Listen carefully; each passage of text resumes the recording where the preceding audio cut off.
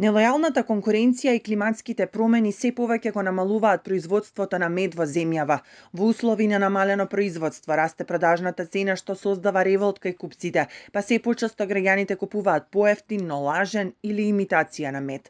Пчеларите од Охридско бараат од надлежните позачестени контроли и поригорозни казни. Се соочуваме со нелојална конкуренција на увозен мед, фалсификуван мед по пазарите, каде апелираме до инспекциите да прават многу позачестени контроли.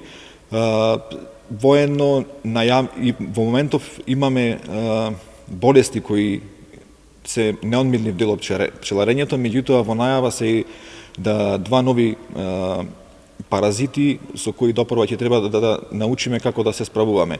Фактот дека климатските промени си го зедоа својот дел, се соочуваме со намалени количини по пчелно семејство. Ако да речеме во 90-тите години, енормно лоша година било кога ќе се извадело 20 кг по пчелно семејство, ние денес со 10 кг сме можеби и задоволни на некој начин.